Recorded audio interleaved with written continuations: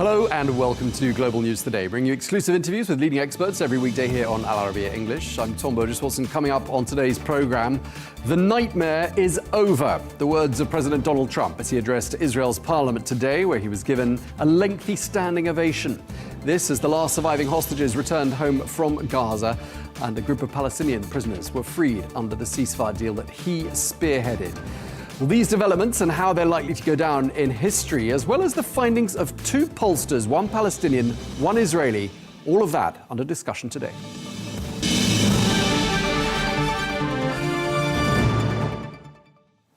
Hello and welcome. The US President Donald Trump addressed the Israeli parliament, the Knesset, earlier on today. This as Hamas released the remaining 20 living hostages held in Gaza. This in exchange for hundreds of Palestinian prisoners held in Israeli prisons. Well, the exchange is part of the ceasefire deal agreed last Friday, a truce aimed at ending 2 years of war, death and destruction. Well, while major questions remain over the future of Hamas and Gaza, the prisoner and hostage release deal marks a key step towards ending the deadliest conflict yet between Israel and the militant group. At the beginning of the war, I promised to bring all the hostages home. Today, with the indispensable help, the determined and focused help, the unremitting help of President Trump and his team, and with the incredible sacrifice and courage of the soldiers of Israel, we are fulfilling that promise.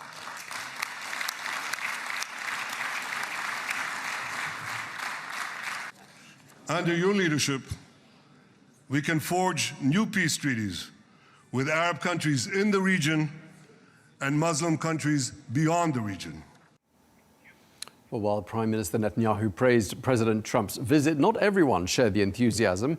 Members of the Hadash party protested during Trump's address at the Knesset, forcing two security escorts to remove two lawmakers from the chamber. And I've seen it over and over again. להוציא את חבר הכנסת עודה, להוציא אותו מהאולם, להוציא אותו מיד, החוצה, החוצה, החוצה. להוציא גם את חבר הכנסת כסיף, להוציא את חבר הכנסת כסיף מהאולם, להוציא אותו מיד.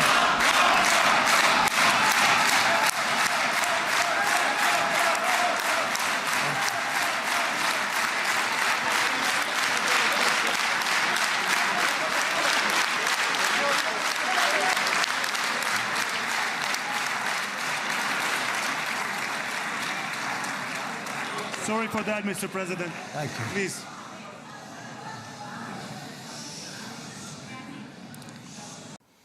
Well, for more, we can speak now to Alan Dershowitz, who is a Harvard Law School professor emeritus and former attorney to President Trump. He joins us from New York. Always a pleasure seeing you, Professor Dershowitz. Just want to ask you, what went through your mind today as you watched those scenes playing out in Israel, on the streets and at the Knesset? It was a great day for the Palestinian people, for the Israeli people, for the Middle East. It's only a bad day for those who would want to see Israel destroyed. A very bad day for Iran, a very bad day for the protesters in New York and throughout Europe, none of whom ever called for a two-state solution. They call for a replacement of Israel by Palestine. So those who want to see the end of Israel, it's a terrible day. But those who want to see a two-state solution ultimately and peace in the Middle East, it's a very, very good beginning. I think quite a lot of people want to see a two-state solution, don't they? There was even one heckler at the Knesset, a man by the name of Ayman Odeh, who called for the recognition of a Palestinian state. I mean, would you support that? Do you see that happening eventually? Of course, I think it's the only ultimate solution. It was offered to the Palestinians in 1938, 1947, 1948, 1967, 2000, 2001, 2005, 2007. The Palestinians have always turned it down. The Israelis have always accepted it. It's not going to happen immediately because Hamas still retains some authority in Gaza, but ultimately it's the right solution. But it will take building and time to do it. But ultimately, two states for two people, living in peace, would produce great results for the Middle East and for the world. Palestinian people are wonderfully innovative and scientific, and if they work together with Israelis, not under the leadership of Hamas, but under the leadership of leaders who really want to see a peaceful resolution, there's no limits on what could be done in the interests of peace. To whom would you give the greatest credit, Professor Dershowitz, for this conclusion to what's been 24 bloody months? Well, there's a short-term answer to that. The short-term answer is the Israeli military. By overcoming October 7th and defeating Hamas militarily, defeating Hezbollah, destroying parts of Iran's nuclear capacity, it made Donald Trump's diplomacy feasible. Without the combination of Israel's military successes and Trump's diplomatic successes, I don't think we would have seen this achievement. But I also have to give a lot of credit to the Arab countries in the region who came along with Donald Trump and put pressure on Hamas, even including some non-Arab countries like Turkey.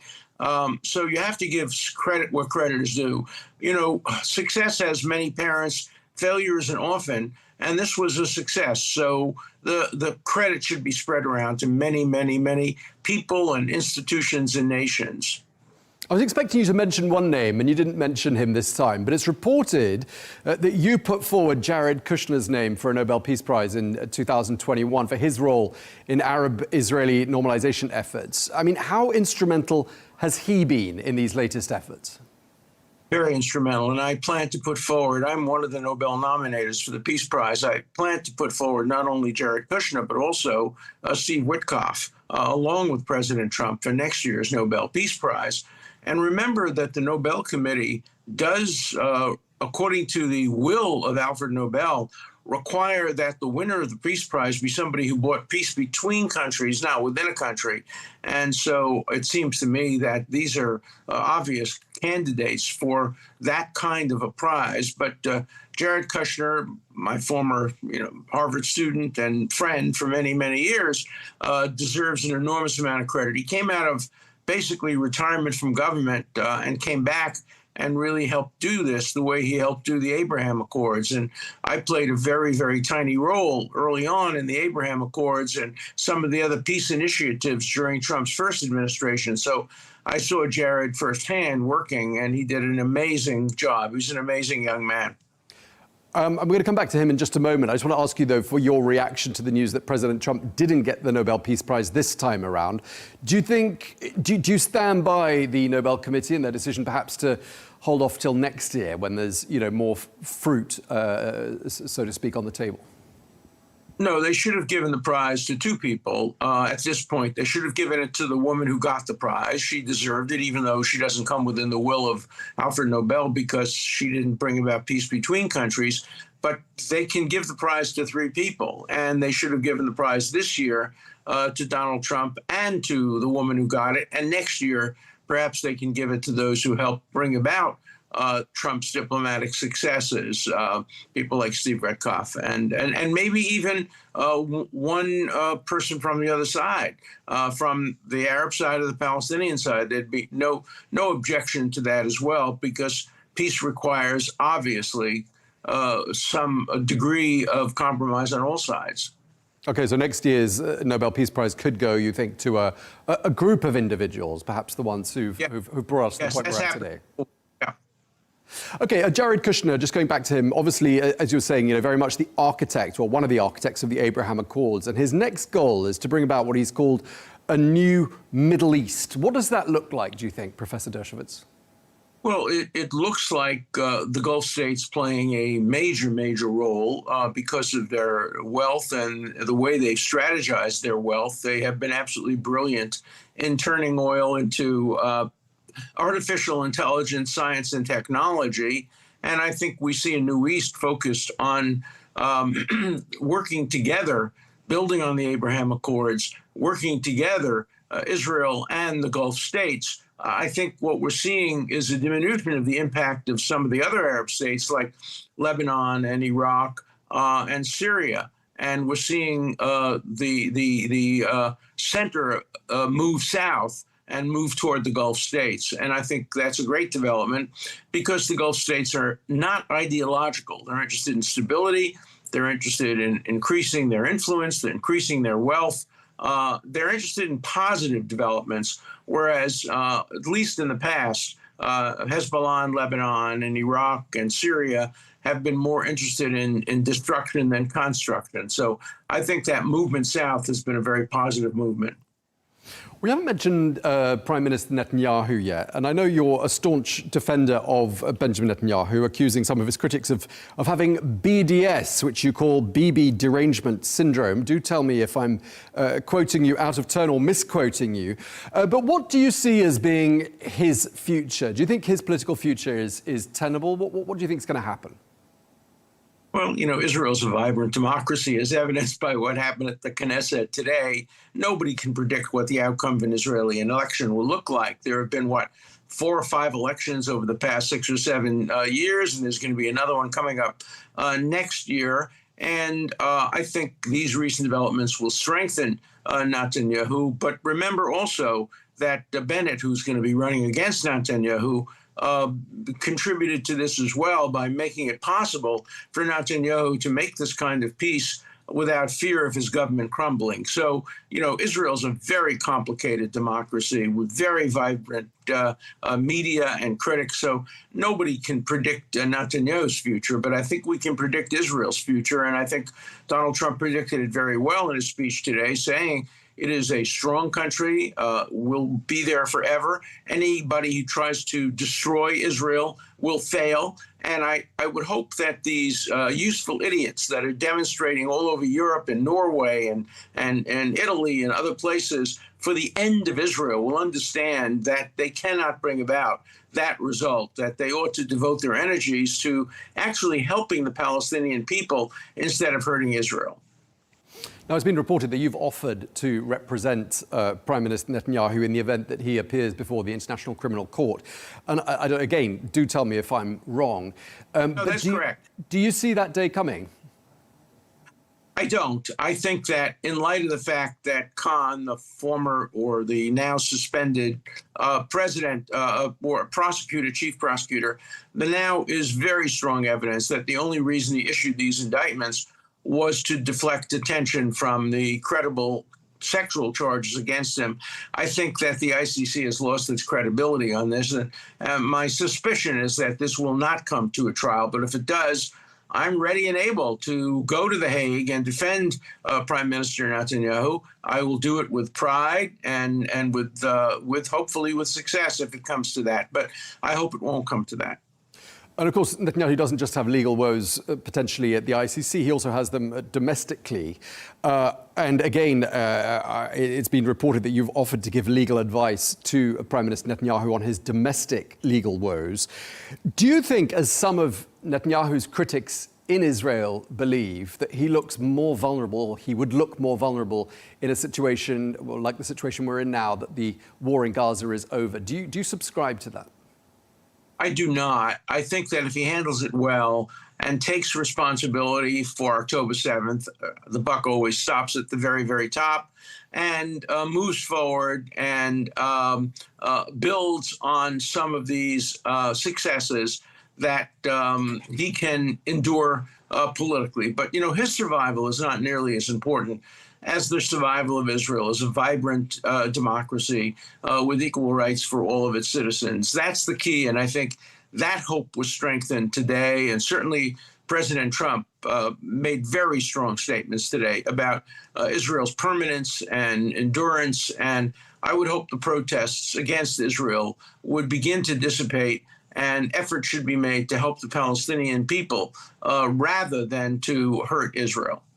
We're talking to a few historians today and sort of taking a bit of a historical step back whilst looking at the last 24 months. I mean, how do you think this 24-month-long chapter is going to go down in history?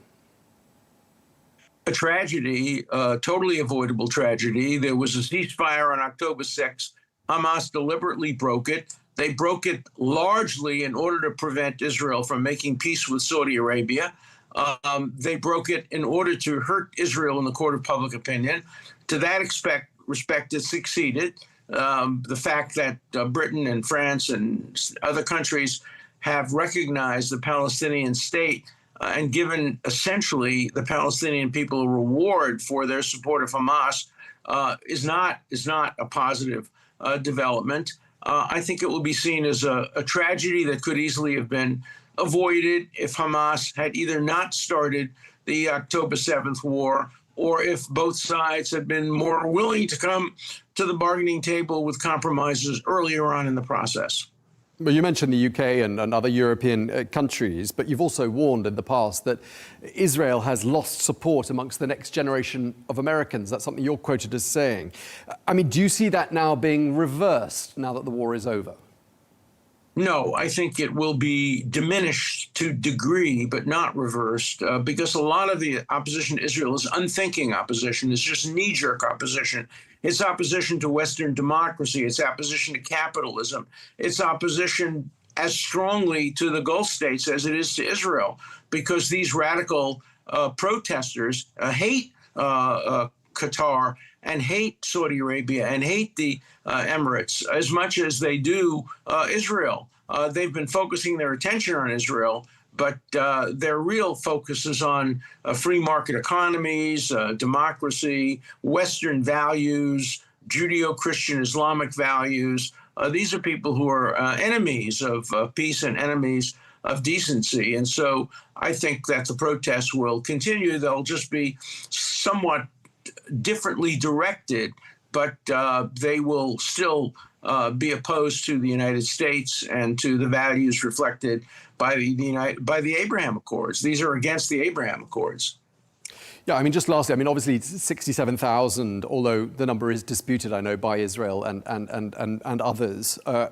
67,000 Palestinians killed in Gaza these last 24 months. I mean, that is perhaps what people who took to the streets, many of them would argue, brought them out onto the streets, was those daily pictures, gruesome pictures of emaciated children, maimed mothers. I think that's what people would say brought them out onto the streets as much as anything else.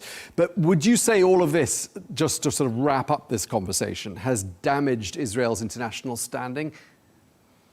Well, we have to remember that these protests began on October 8th, some of them on October 7th, before a single Israeli soldier went into Gaza, before there was any destruction of Gaza. So a lot of it was just aimed at Israel, and October 7th became an excuse, and so did the horrors that occurred in Gaza become an excuse. Let's remember, too, that many of the, not all, but many of the problems of Gaza came from the fact that Hamas conducted its war from behind civilians, using civilian structures, using schools, using mosques, using playgrounds. They built tunnels which they allowed only their fighters to use to protect themselves, making all their other non-fighters subject to Israelis' legitimate self-defense. So there's a lot of blame to be shared, and I don't think that the protests were solely directed against what happened in Gaza after the war began, although obviously some of it is a function of the terrible pictures that have been shown about destruction. But look, this was an important message to the world.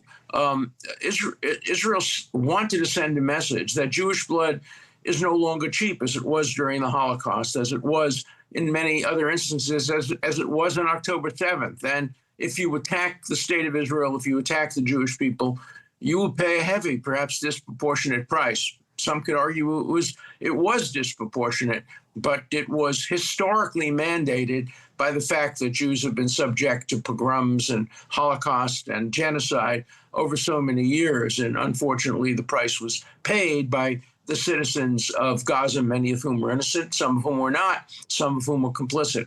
It's a complicated story. I hope we can move on, and I hope we can rebuild Gaza the way the Americans rebuilt Germany after the Second World War and rebuilt Japan. Once total surrender occurs, then you can move toward the second phase of rebuilding, and I hope that will happen in Gaza. Okay, well, we appreciate you taking the time to speak to us. Professor Alan Dershowitz, thank you very much indeed for your time. Thank you very much.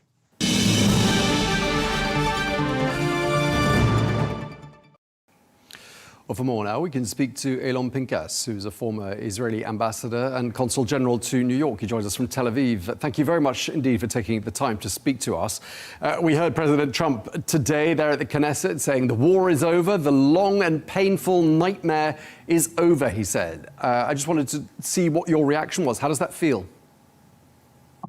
You know, you don't know. He doesn't know that the war is over. I don't know that the war is over, and I hope he's right. But it sounds, Tom, as if he's expressing a lot of wishful thinking and perhaps good intentions. But the weeks and months ahead are such that, you know, it could go either way. I don't see the plan being implemented, you know, above and beyond the elation and the jubilation and the happiness on both sides, by the way, today.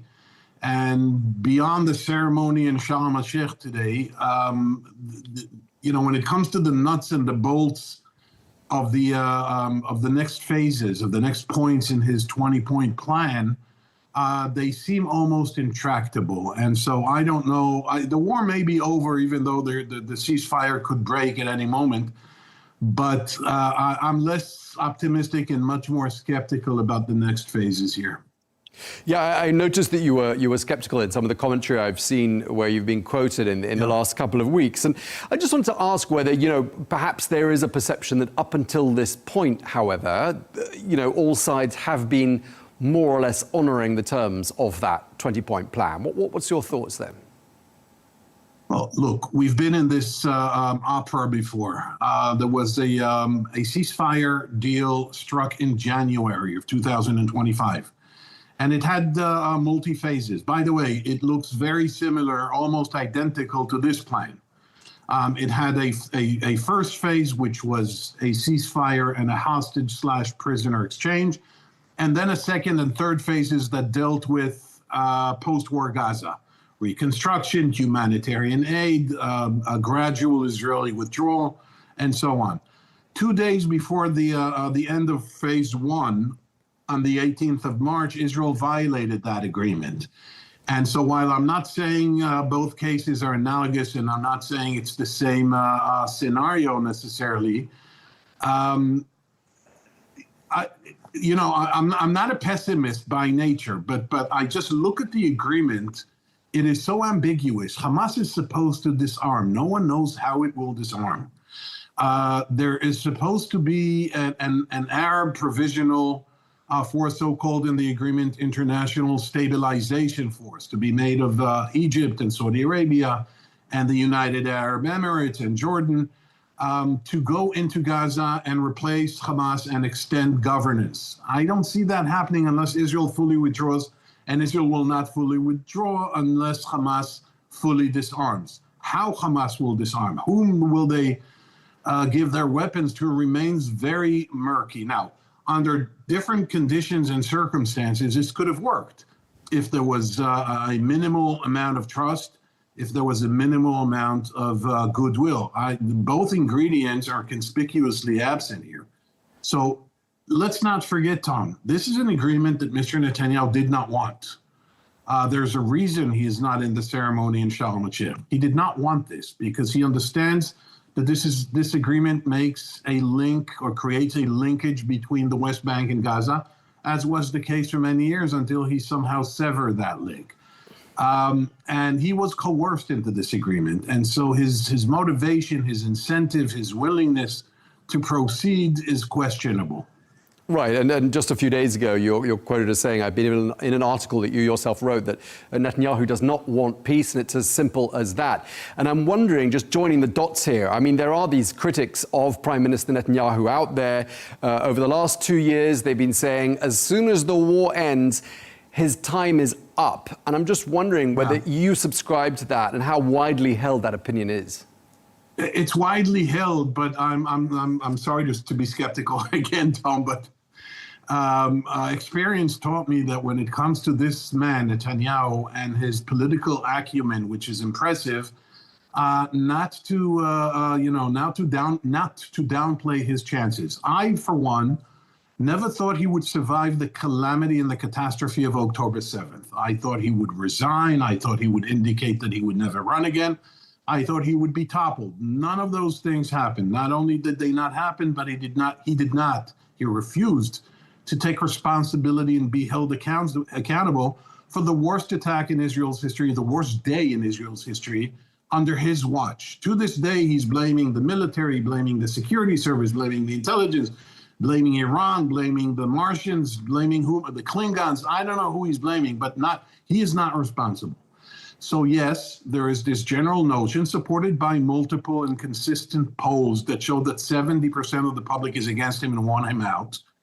But polls are not an election. And once there is an election, you never know, because he is now going to be busy in the next few weeks and short months in rewriting the narrative. How he actually remodeled the Middle East, how he actually struck Iran and Hezbollah, and the axis of evil that threatened Israel has dissolved, and so on and so forth. And enough people may buy into that, substitute explanation or parallel universe. Now, on top of that, let me connect the two issues that we've been discussing, Tom. If he does proceed into the next phases of the so-called Trump plan, then he loses his coalition almost by definition because of the Palestinian factor, the Palestinian Authority, and the reference to a process that would result in a Palestinian state, things that the entire world is demanding from him. You just saw 3 weeks ago at the UN, the recognition in a Palestinian state campaign. So I don't know that all this public anger vented at him will necessarily bring about political change. It could, and right now, looking left and right, the war is over. I mean, yeah, I go back to what I said a moment ago. Things can go sideways, and the ceasefire can disintegrate. However, if the ceasefire holds, no matter the other phases, he is in a very difficult political situation because his day of reckoning has come. To conclude from that he's done politically, I wouldn't go as far as saying.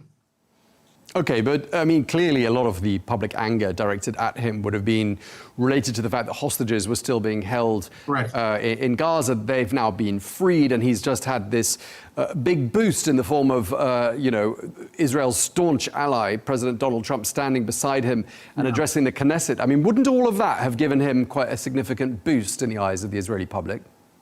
Not a significant boost. It could bump him in the polls, in the next 1 or 2 polls, but in the longer run, and by longer run I mean weeks, not decades, I don't think he's going to get a boost from this. People know how he behaved in the last 2 years. People know his responsibility for October 7th. People know that the hostages would not be back and an agreement would not have been struck had President Trump not exerted serious pressure on him, as well as the Emirates and Qatar and Saudi Arabia indirectly.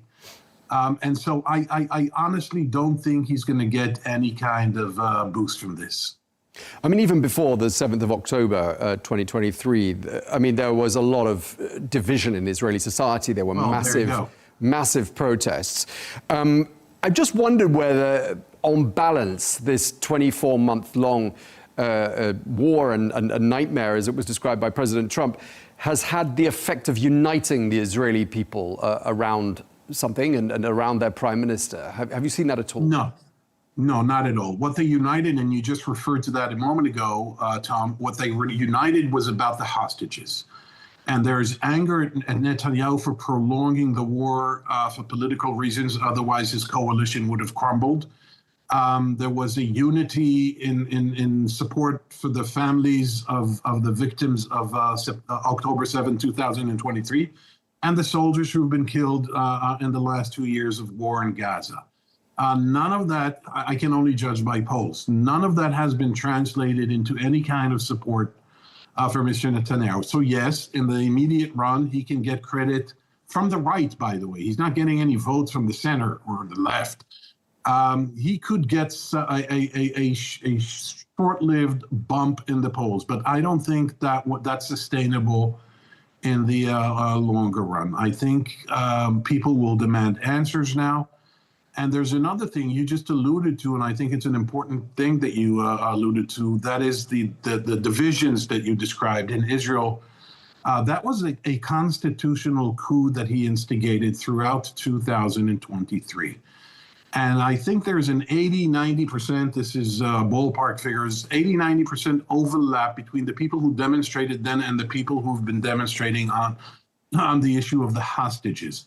So I don't think that anger is going anywhere because the constitutional coup that was only stopped because the war erupted on October 7, 2023, that anger, those frustrations, and that political resistance is still here.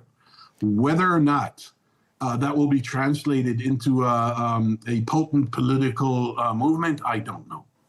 Just drawing on your international diplomatic expertise, I mean, when you look at all the different parties who were involved in getting us to this point and getting that signature on the deal, which is happening today in Sharm el-Sheikh, I mean, to whom would you give the most credit? Where does credit go?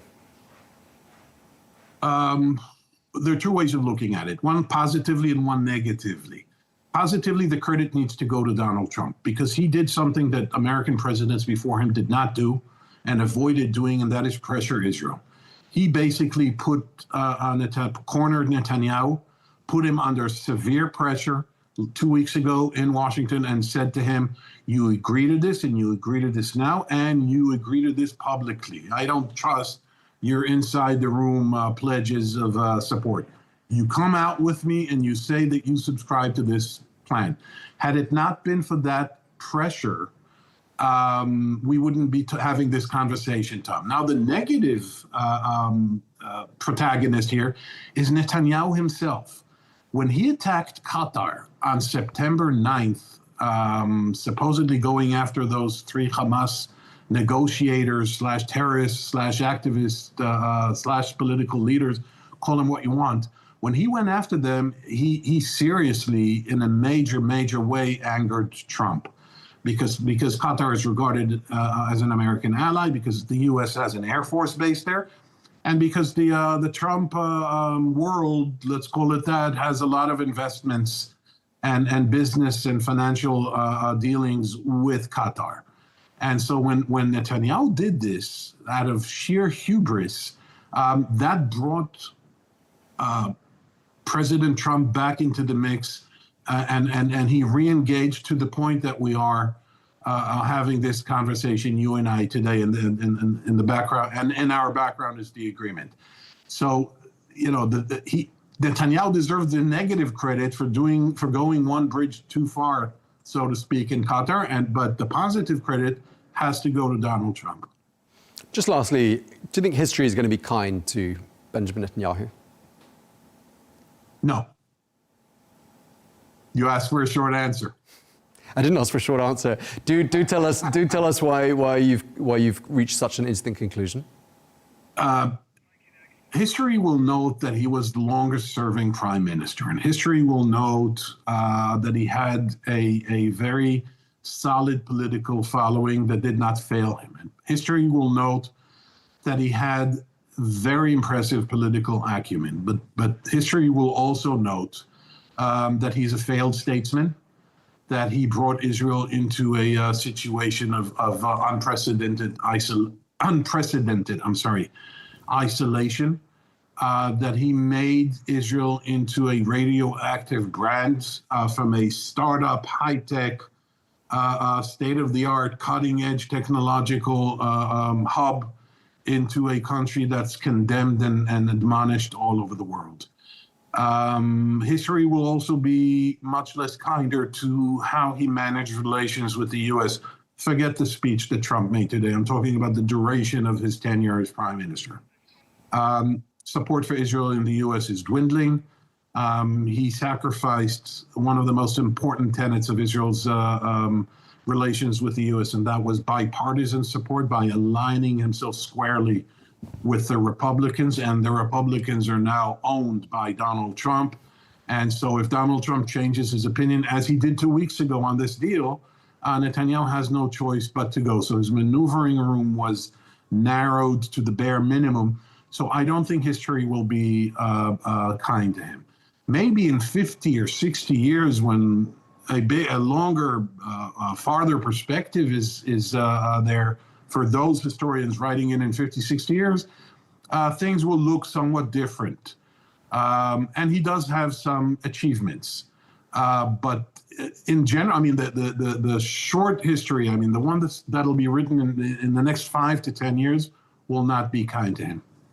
Okay, we really appreciate you sharing that with us. Alon Pincus, former Israeli ambassador and consul general to New York. Thank you very much indeed for taking the time to speak to us. Thank you, Tom. My pleasure. Thank you.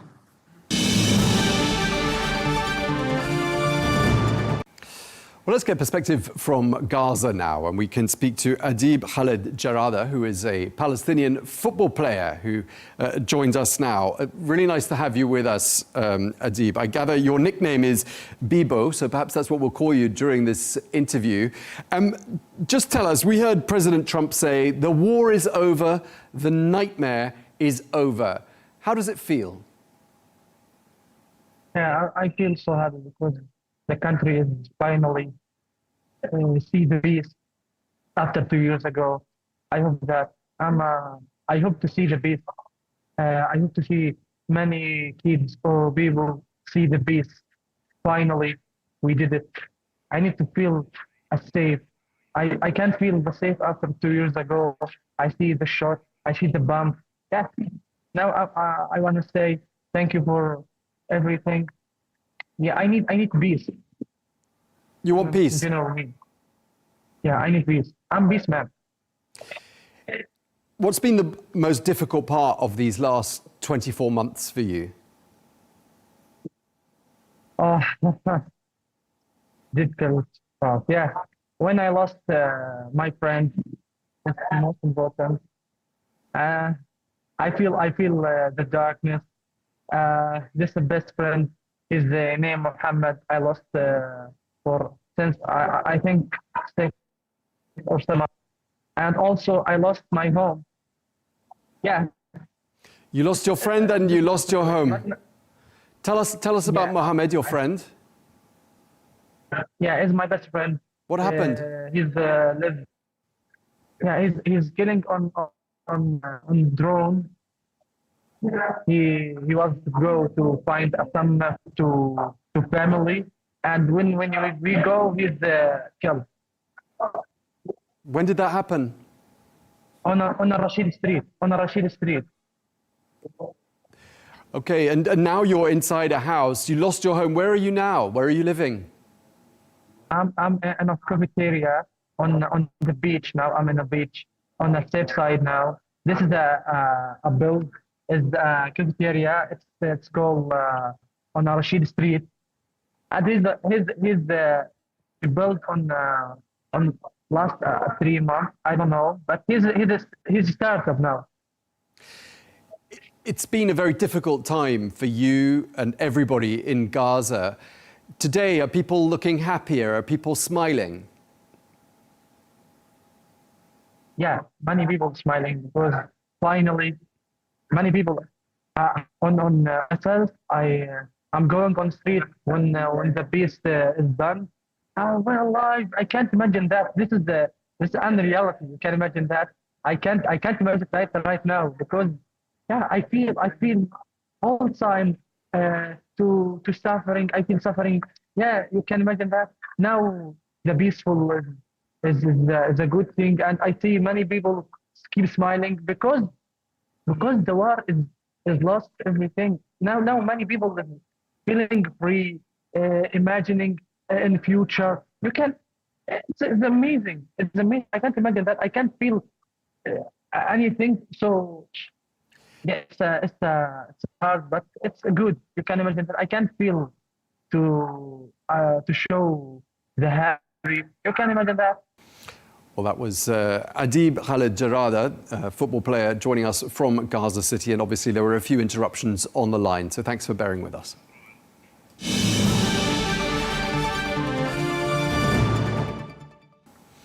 Well, Well, we can speak now to David Tal, an Israeli historian who's based in the United Kingdom. Thank you very much indeed for joining us once again here on Arabiya English.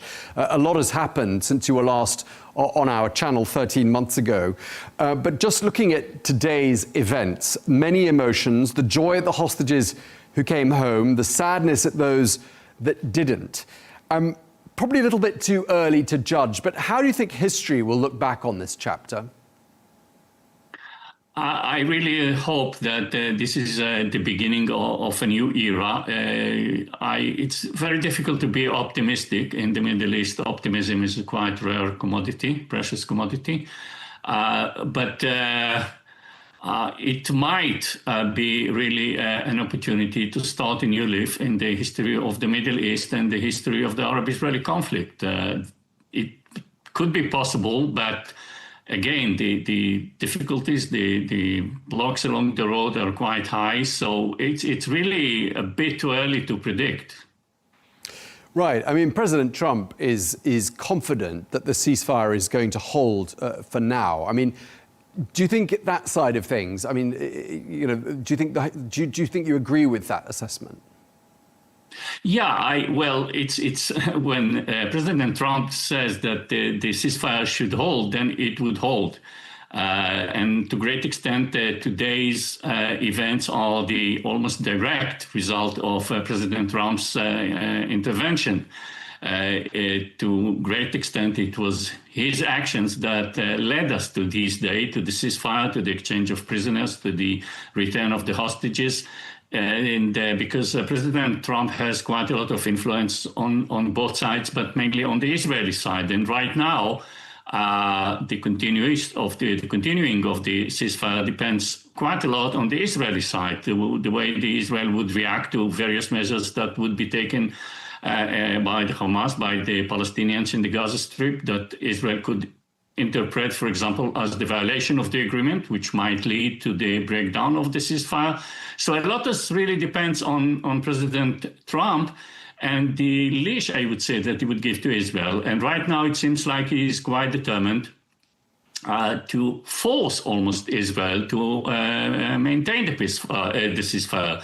So from that perspective, I think that we can be quite optimistic. What sort of a figure does Prime Minister Netanyahu cut, in your opinion? Does he look like a weakened leader? Does he look like a leader with not much time before he has to hand over the reins of power? Where is he right now? Well, there was actually, you are, I would say you are pointing or you are referring to two different issues. On the one hand, I think that Benjamin Netanyahu is a weak prime minister almost from the first day in his office. He is very, very strong in politics. And that takes us to the second question. That means that he is weak in many aspects. His deeds, to a great extent, led us to October 7th. He contributed quite significantly to events that led because of his very, very problematic vision on the one hand. On the other hand, he's really his and his government's incompetence and ideology. The other thing is the place that he is very strong is in his political instincts. And these political instincts kept him in power until this very day. So I'm not sure if the weaknesses that I pointed would necessarily lead to his loss of his government, to loss of his rule. That yet to be seen. What about the strength of his coalition? I mean, he has these coalition partners like Smotrich and Ben-Gvir. I mean, what are their options? Do you see them potentially turning their back on Netanyahu? Not at this stage. I don't think that they would do that for the simple reasons that, in any case, elections are due in 1 year from now. And for both of them, it will be much more, I would say, right thing to do from their perspective to come to these elections when they are in the government. Being in the government, being ministers, being the power, the executive power would give them a lot of leverage in running their political campaigns.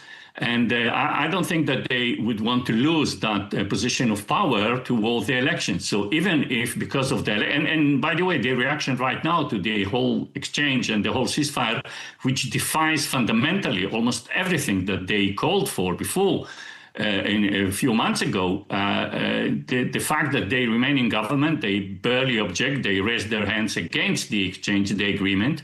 But once the agreement was passed, they stayed. And I believe and I think that they would stay because they want to come to the elections from a position of power, and their ministerial positions give them that position of power.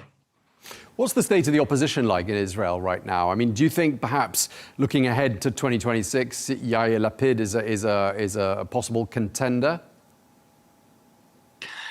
As it looks now, at least based on the polls, Lapid lost a lot of his power, his political power in the Israeli public. The problem really is that you can point to one single clear figure who would be the real opposition to Netanyahu, as it is now. There are several potential candidates, very good, I think, to Israel potential candidates, but there is no one that you can say, single out and say, he is the one that really can kind of draw the vast majority of the Israelis behind him. And it is really a matter of the way how the opposition parties, they would handle their all politics. If they would unite, or if they will be able to suggest, to present, I would say, a coordinated strategy toward the elections, then they might be able really to succeed and to overcome Netanyahu's coalition.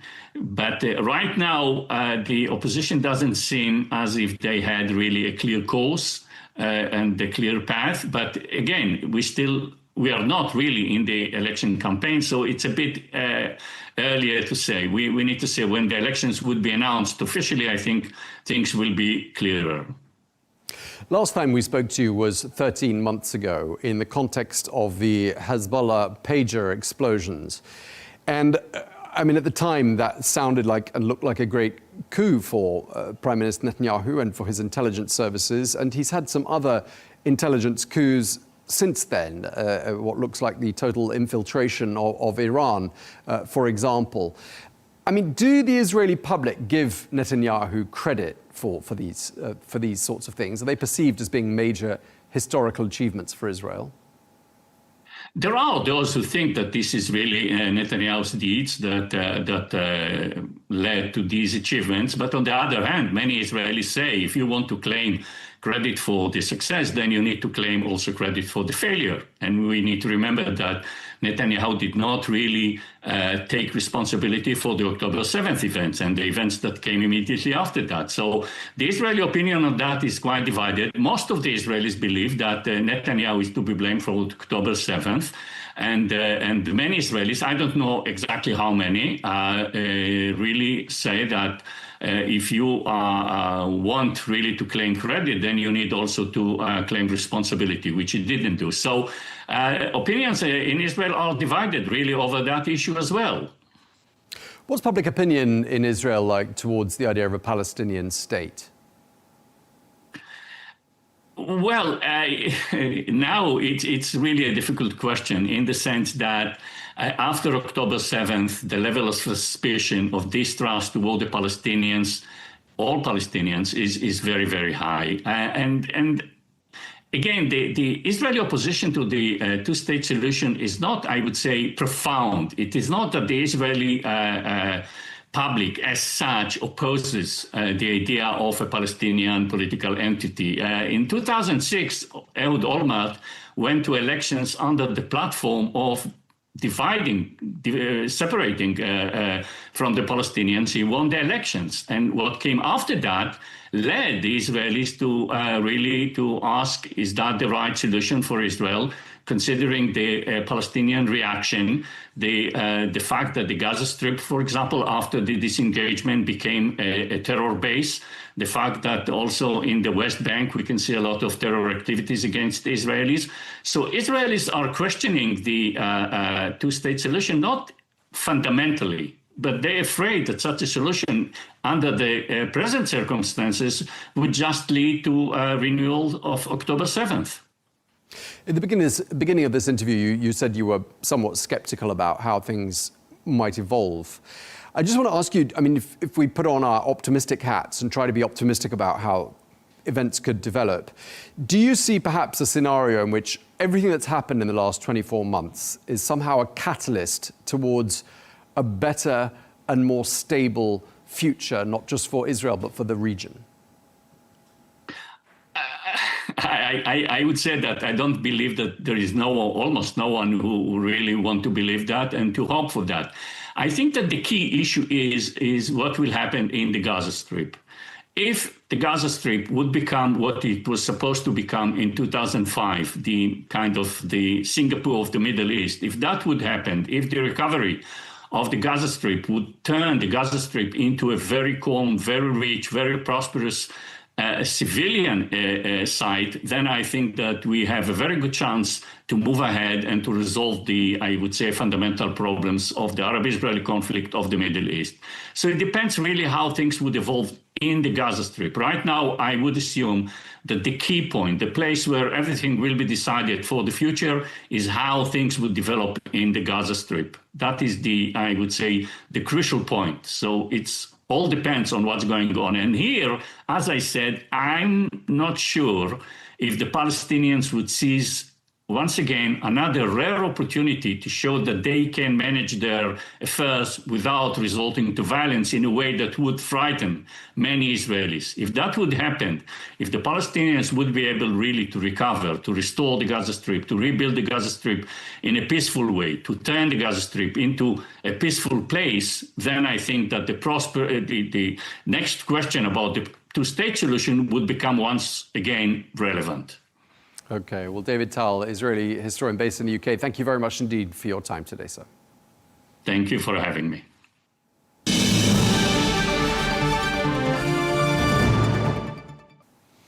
Well, we're joined now by the Palestinian academic, Professor Kamal Hawash, who joins us from Birmingham in the United Kingdom. Professor Hawash, always a pleasure talking to you. The war is over. We heard President Trump saying that earlier on today. The nightmare is over, he said. As someone who's been following this, and as a Palestinian yourself, I mean, how does it feel today? First of all, the last 4 days have been really encouraging, because we used to wake up to the news that more than 100 have been killed. None have been killed, as far as I know, over the last 4 days. So for Palestinians, that is wonderful, that the Gaza Palestinians aren't being attacked and killed. No more destruction in Gaza City is great. But the statement that Trump made will be tested, because the Israeli side continue to say that once the hostages are back, we'll go back to attacking in Gaza. So let's hope that the war has ended and that the people of Gaza get some relief and can begin to get back to normality from a level of 0. What do you think would happen, I mean, in an event that hostilities resume, given how much work the Trump administration has put into this, and President Trump flew all the way to Israel to address the Knesset today, and he signed this deal in Sharm el-Sheikh today as well. I mean, what sort of a scenario do you imagine in which the hostilities resume in Gaza, and how the US would respond to that? Well, first of all, Israel have been using the militias that is created. So a Palestinian journalist was killed yesterday, who was beaten, killed, shot 7 bullets in his body. He was a much loved journalist. So Israel can get other groups to do its dirty work, first of all. Secondly, I think that Netanyahu is very skilled at presenting a need to do something to protect Israel's security. After all, that's what he's doing in Lebanon. In Lebanon, Israel has breached the ceasefire agreement 5,000 times. Hezbollah has not breached it once.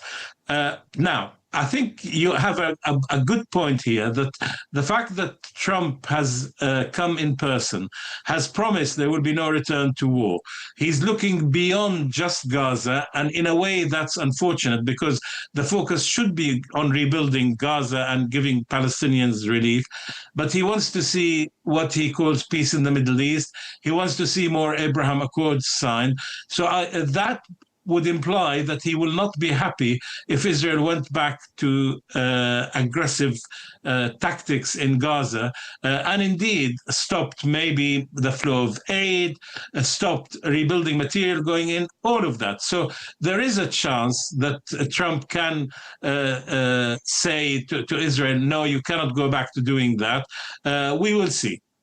And when you hear President Trump talking about guarantees from regional players, what do you interpret that as meaning? I think he's referring to money, essentially, that he thinks that regional powers, particularly in the Gulf, will produce the money to help rebuild Gaza.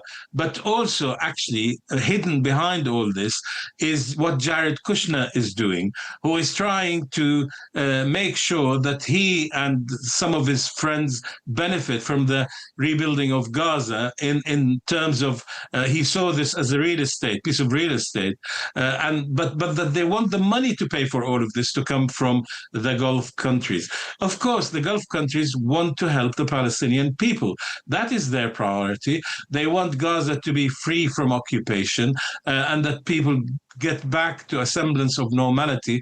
And actually that those people from Gaza who had to leave for various reasons are able to return, because traditionally Israel has made it impossible for Palestinians to return to that land. So I think Trump will put his foot down, but whether Netanyahu will find ways of appeasing that, we will have to wait and see. Okay, and clearly lots of people have been involved in the diplomacy, and we've talked about President Trump, we've talked about Jared Kushner. I mean, to whom do you give the greatest credit for bringing about an end to this 24-month-long war?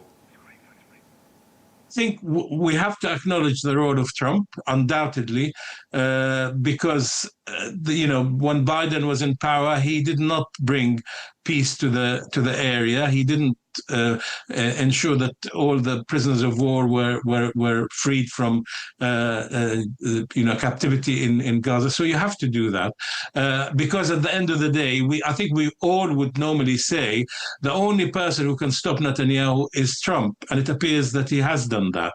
But there is a will now amongst many countries around the world, but particularly in the Middle East, to see this through, and that's what gives me some encouragement. It is tempered by the record of Israel at breaching agreements. Okay, we're going to have to leave there. We're out of time, but really appreciate you talking to us, especially at short notice. Professor Kamal Hawash, thank you very much indeed for your time. Thank you. Thank you. Well, we can bring Jason Greenblatt into the conversation. He is a former White House Middle East envoy under President Trump. Thank you very much indeed for joining us once again. A pleasure talking to you. As we spoke only a few days ago, and we certainly weren't where we are now, how does it feel to you to see that the war is, in fact, over? No, I'm elated. I mean, it's an incredible day. It's an incredible day for the hostages and their loved ones. It's an incredible day for Israel. It's an incredible day for the Palestinians who are suffering because of Hamas, those that don't align themselves with Hamas. And really, it's an incredible day for the region. There is a chance, as difficult as it is, and there's so many things that we have to get through, there is a chance President Trump could finally turn the chapter on this thing. So very historic day, and we all owe a deep debt to President Trump and those who worked with President Trump to get to today. What did you make of the president's address to the Knesset? What stood out for you? I thought it was a perfect speech. First of all, he made it super clear he stands with Israel, but he also made it clear that he is trying to build a future for the region, a future where everybody, Israelis, Palestinians, Arabs as a whole, can live in peace, could live in prosperity, can just thrive. The leaders of the region, in particular in the GCC, have been working on all of these visions and have been succeeding at creating a new future. But there are other countries that are left behind. So I think his speech was targeting hope for the future. I think he's the president that might be able to pull it off despite all the many challenges. So to me, I thought it was a perfect speech. I mean, he did seem to be alluding to perhaps another deal further on down the line with Iran, because Iran got a special mention during that address. I mean, how far off could a deal be, do you think? Look, it's typical Trump. I've worked for him for 23 years. He's an optimist like no other, but he really gets stuff done. It's his optimism that's infectious. I think the Iranian regime would really have to change in order to make a deal that lasts. But you never say never. And even, Hamas might have been backed into a corner. There's a lot of theories on why Hamas finally gave up. So we could spend 2, 3, 4 days talking about it. But Hamas did what it had to do for today. Let's see what happens tomorrow and in the ensuing weeks. Maybe President Trump can work with Iran and figure out a solution to the Iran problem. And I'm actually very glad that he sent a message to Iran, hey, it's time to talk. Let's get past this. You've sort of already answered this next question, but I'm going to ask you anyway. I mean, clearly, and this is an administration with a very different approach to what have been some quite historic problems. And what do you think it is about President Trump's approach that delivers where others have not? Well, again, I say this from 23 years of working for the president.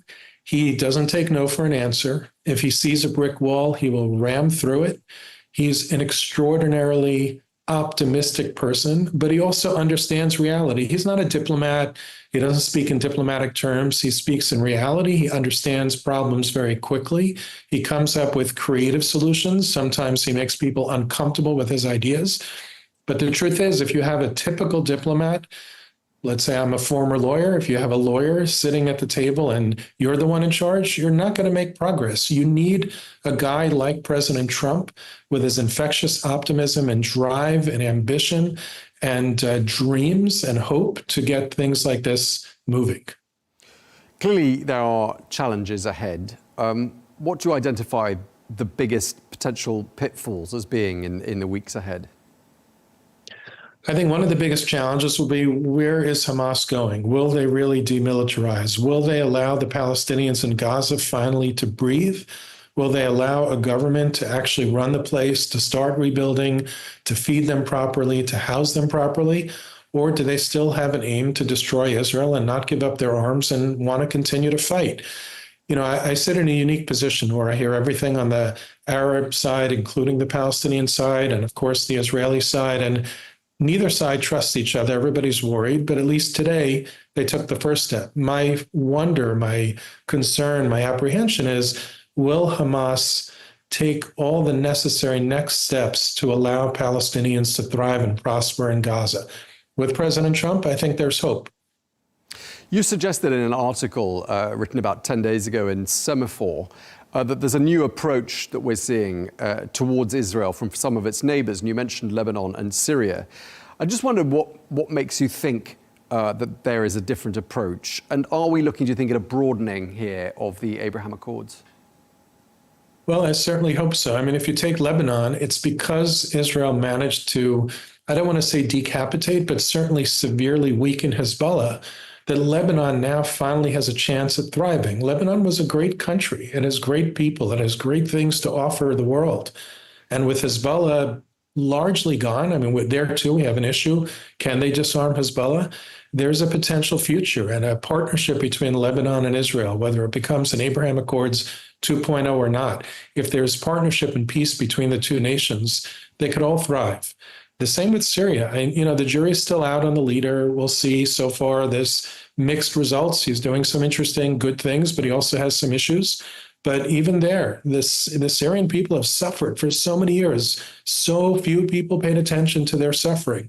Now there's a potential for hope, even if it's just a small agreement with Israel, or if it ends up becoming an Abraham Accords 2.0. Syria, for the first time in how many years, now has the potential promise of a beautiful future. And again, I think it's because of President Trump's approach. What sort of a future do you think Prime Minister Netanyahu has now? Because we've spoken to many people on this channel, including in Israel, and particularly in Israel, who said words to the effect that once the war is over, his time is up, politically speaking. Do you buy into that? I have two rules of thumb in for my diplomatic career: never bet against Trump, and never bet against Bibi. He is a great leader.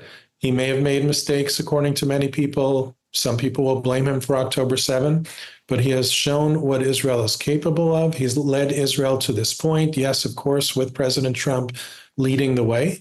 But I think today he is probably extremely popular. I think President Trump and the team behind President Trump made it clear that he was essential to getting to this point. So I would not bet against Bibi Netanyahu. There was a little bit of heckling at the Knesset today. I'm sure you saw it. A few people removed from the parliament. I mean, what did you make of that? What was that about, do you think? I think it was one person. I loved President Trump's line about it being very efficient. Listen, in politics, it's a messy business. You know, the UK Parliament has its thing. Congress has its thing. The Knesset has its thing. I don't pay attention to that. Some people want to make a point, take a stand. I think the person should have kept their mouth shut and sat and listened, even if they weren't happy with the remarks. But politics is a dirty business.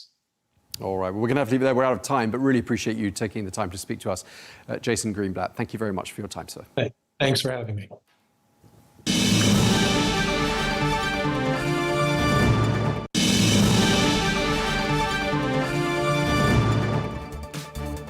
That is all we have time for on Global News today. Thank you very much indeed for watching. Look forward to seeing you again tomorrow with some more exclusive interviews. Until then, goodbye.